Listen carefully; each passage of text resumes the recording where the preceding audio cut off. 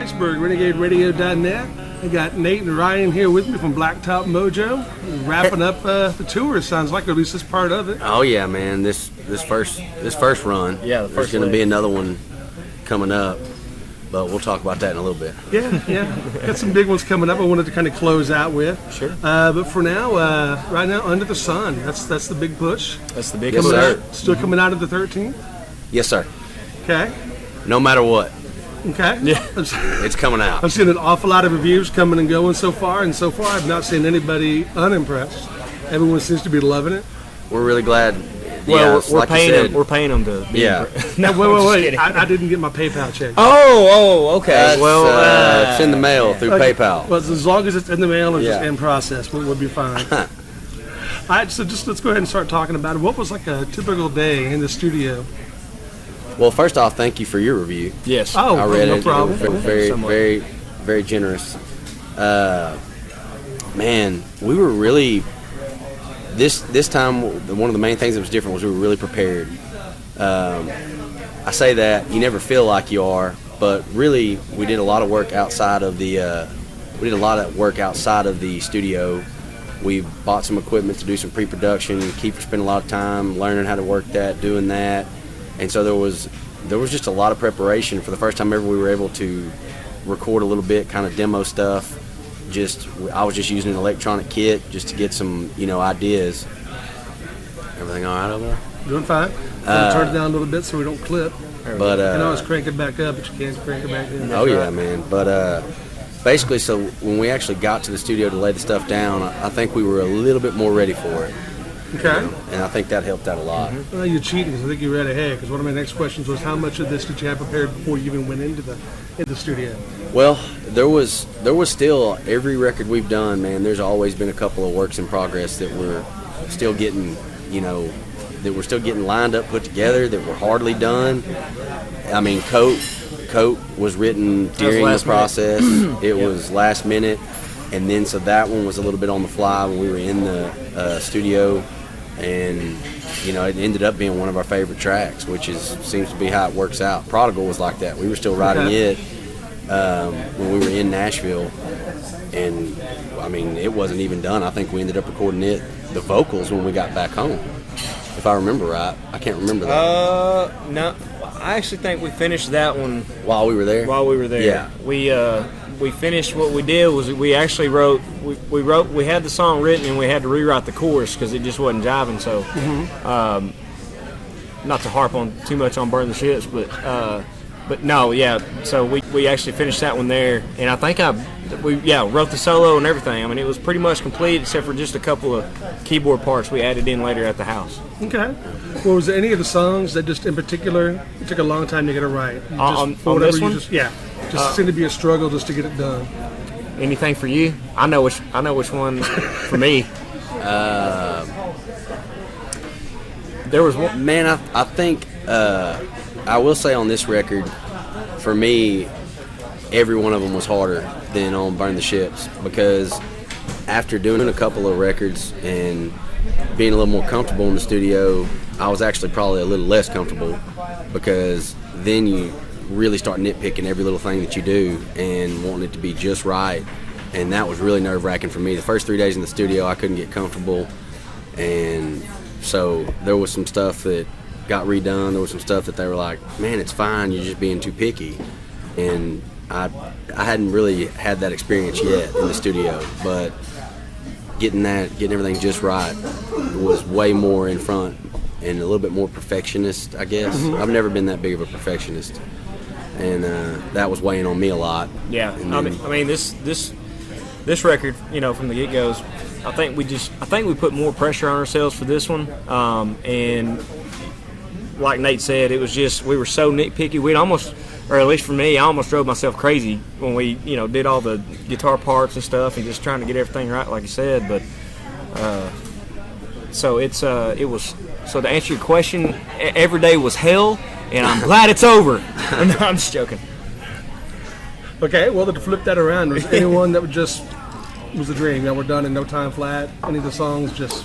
Actually, well, I can tell you this: the Coat was one that we did right in the Talking about studio. that And that earlier? was probably one of the funnest ones we did at the studio. Yeah, and to me, fastest. and the fastest. Yeah. Okay.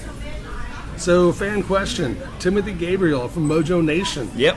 He's wanting to know the funniest moment you had while making the album. The funniest.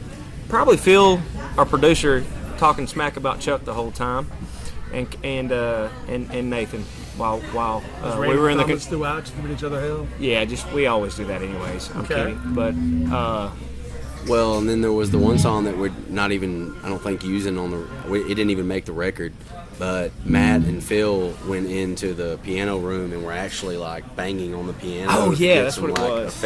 effects noises or just creepy kind of noises. it was awesome. And that was hilarious But it because I was thought funny. the studio was going to jump our asses. Yeah. Like, and they probably would have. yeah, Okay. yep. Well, just for note, we are still sitting in the club. You might hear some background noises, but we're still coming through just fine. Yeah. So, the first cut y'all released, Can't Sleep. Talk to me about that song. Well, I was a pretty big proponent of that song in the process when we were trying to pick the 10, because we had about 15 or 16 songs and ideas and everything like that. And when we started putting that song together, I really liked it. And when we talked about them, it seemed like I liked it a lot better than everybody else did at first. And I started kind of worrying that I was going to get outvoted. And I think what Kiefer's talked about too, he's kind of come around on it once the whole thing kind of, Oh, got I put love together. it now. Yeah, I hated it. That was like, for some reason, it just didn't jive with me, man. And we finally got everything laid down and listened back to it, and I was like, my God, Nathan was right again. Every once in a while, that can happen. You're right, I'm not. I'm ugly, you're pretty. All right, let's get back to some other fan questions. I just want to make sure we keep Mojo Nation included. Oh, heck yeah. Candy Shiflett. Okay, you're going to answer this one for Matt, since he's Matt's elsewhere right now. He's on vocal rest. He's on vocal He's rest. grounded. Would Matt ever consider shaving off his beard? Not in the near future. Yeah, I don't think anytime Made soon. some comments about maybe selling parts of it on eBay or something. That was me. Well, but- if we need enough money one of these days, Yeah. we might try to get him too. But it get would. him all liquored up, and he wakes up the next morning beardless. It's weird to think about because man, he looked like a baby the last time. So if I shave my mustache, I'm 12 years old. Yeah. Let's see. Amy Haynes Eads. Would you ever consider doing a blues album, or at least anything more like It Won't Last? Yeah. I'm never gonna say never. Yeah, that's my thing. Yeah. I mean, who knows? You know, we just kind of do things that come natural, and we're all inspired by the blues. Heavily, especially since we're from Texas. So, there might be on the next album a couple more blues songs than we have now. I mean, I don't know. Who knows? Okay. And then Heather Stanley, best tour story so far. On this tour, I wish somebody would have been videoing it, but it was really last night because there was like flash flood warnings in effect, and we're loading out and there's no cover. So we got all this gear. I mean, we're not only are we worried about our gear getting wet, but we're also getting soaked. It was like a and you don't hurricane, want man. wet shoes on tour when you've only got one or two pairs. And so basically, I mean, us and Lil Water both, their bass player was just in his underwear, their drummer was in a swimsuit, everybody else was basically, and Kiefer was in a swimsuit, I went and got flip-flops on, basically everybody was either stripped down or in swimsuits or whatever, and we're just getting soaked, rolling cases and covering everything up with towels. I mean, it was, It kind of made it fun for me. I wish somebody would have videoed it because Yeah, it it was would funny. have been a hell of a video for the Especially for the Jack. tour. That was great to watch. Yeah, we Jack. never see Jack. Jack was out there shirtless and everything, boy, just grunting. damn. and Just moving stuff, was being like the Hulk. Yeah. It was crazy. Okay, saw something on Facebook the other day. Go ahead and let y'all talk about October 25th and 26th. Yeah. Yes, most Yeah. definitely. Yeah, let's We're talk really about that. we're really excited about that, especially to be involved with the Eagle in Dallas, and then obviously with the Cat here in Oklahoma, and So just so It people was- know, because they didn't Yeah. see Facebook. So, yeah. Yeah, we're doing the Freakers Ball. Freakers We're Ball. putting that up in Dallas, and what is it here? I think it's Cat Fest. Cat Fest? Cat Okay. Fest. Cat. When I went to college here in the 80s, Cat was the shit. Hell so yeah. you're in great hands coming up here for some of that. Hell yeah, yeah. So that's one man. of We- the reasons why I wanted to come up here and catch this show. We got to meet the guys earlier. We did a radio interview with them. Okay. And Yeah, they're real cool. They're very nice guys over there. So we hopefully we can be a part of that radio family too. So. Well, it's really cool because they'd already told us that they wanted us to leave, and that's one thing I can talk about a little bit, leading into. But we're kind of doing like a second leg of this tour, or however you want to see it, really. But and it's going to start on October 25th, and that was just the plan.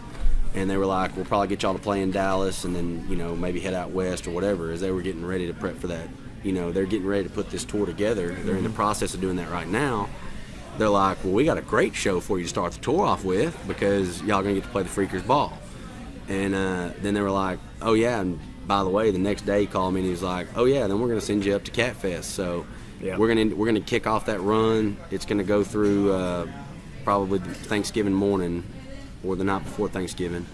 And I'm not 100% positive on it, but I believe we're going to try to go hit some of the West Coast and some stuff that we missed on this run. Okay. We were real Midwest. Pre-order? BlacktopMojo.com. Yep. Pre-order that bad boy. Yeah, Amazon, anywhere you get your stuff, go ahead. Yep. We don't care Like I where. said, it's